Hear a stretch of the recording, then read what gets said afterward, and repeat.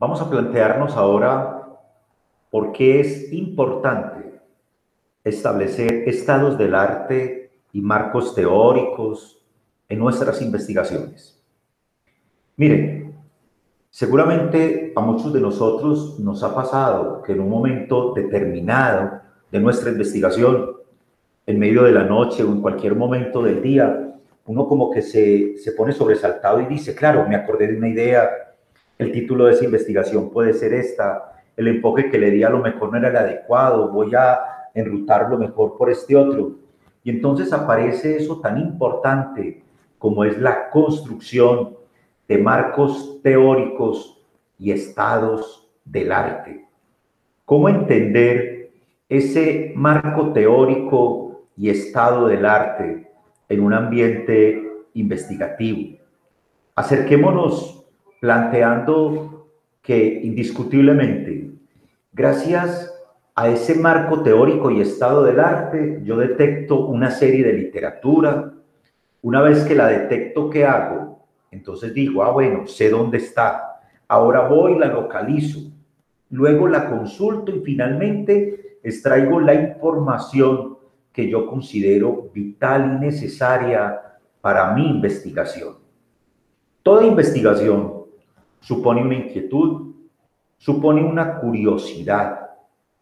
Cuando yo me enfrento ante un problema, entonces digo, claro, ese problema amerita ser investigado.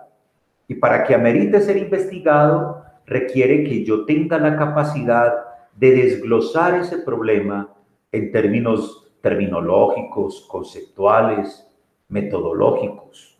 Si no hay un problema, entonces, ¿para qué investigar? Esos problemas de investigación aparecen en un momento determinado porque nos ayudan a comprender. Entender es importante, así como es importante el explicar y el realizar, pero la comprensión se vuelve un asunto absolutamente vital, porque el problema cuestiona, el problema pone la pregunta acerca de una causa, de un efecto, de una parte o incluso de la totalidad. El problema al ser una real o aparente contradicción, eso es muy importante, entre lo que sucede y lo que uno espera que sucede, incluye como un aspecto de esperanza. Uno siempre debería preguntarse, bueno, ¿y qué viene? ¿Qué intuición viene? Por eso, todo problema de investigación incluye una teoría o una interpretación que me lleva a plantear una hipótesis, es decir, qué es lo que quiero demostrar con mi investigación. Cuando yo me pregunto lo que quiero demostrar con mi investigación, me pregunto, bueno, y entonces estoy ante el marco teórico, claro, estoy ante teorías.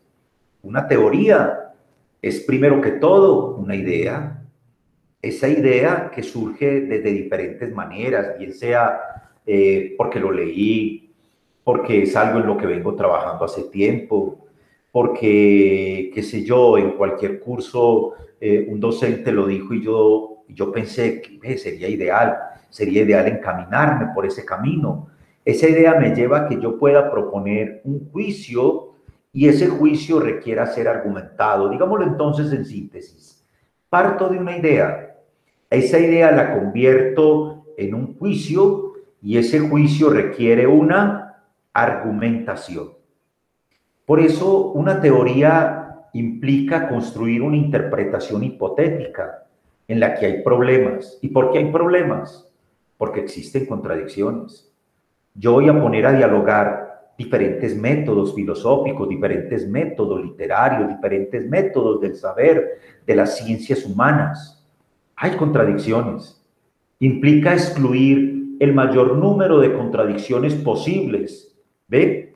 ¿Para qué? Para que yo pueda al final decir cómo me estoy acercando a ese razonamiento de establecer una teoría por la que yo le estoy apostando. La teoría entonces es un medio inventado por un científico, obvio.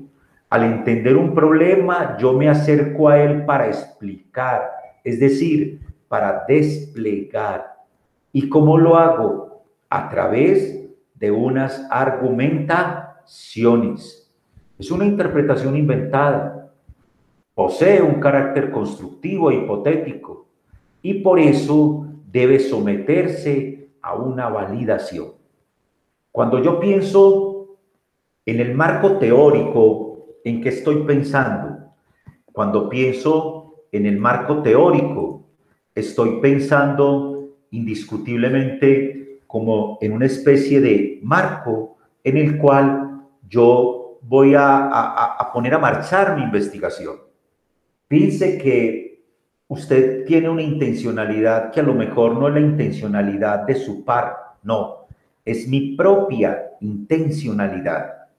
Cuando yo manejo esa intencionalidad, ¿qué es lo que estoy diciendo? Estoy diciendo que efectivamente mi teoría, mi investigación está propiciando de alguna manera una forma de acercarse al problema. Y entonces para eso, primero, ¿qué establezco? Bueno, algunos tips. Ustedes encontrarán estas presentaciones allí en Moodle. Digámoslo, unos tips. Entonces me acerco ante una teoría. Yo ya planteé una idea. Tengo una idea sobre lo que quiero investigar. Después de tener esa idea, entonces, ¿dónde voy? Ah, bueno. Esa idea requiere establecer una teoría. ¿Cuál es la teoría que ahí me interesa establecer? Me interesa moverme por el campo de la filosofía antigua, moderna, medieval, contemporánea, incluso los nuevos problemas que hoy se plantean en la filosofía, desde el transhumanismo, la posverdad, qué sé yo, perfectamente. Desde el campo literario también, ¿cómo puedo yo encontrar un entramado de acciones desde otros saberes, en diálogo de la filosofía con las ciencias naturales, con la psicología, con el derecho? Bueno, ya tengo claro una teoría, perfecto. Esa teoría la pongo en diálogo. Entonces, a partir de esa teoría, yo construyo un estado del arte, es decir, una revisión de la literatura que me permita a mí, en un momento determinado, gracias a esa revisión de la literatura, encontrar qué es útil para mi investigación y qué no es útil y qué puedo desechar para esa revisión de la literatura. Entonces, tengo el acercamiento a una cantidad de bases de datos, ¿sí?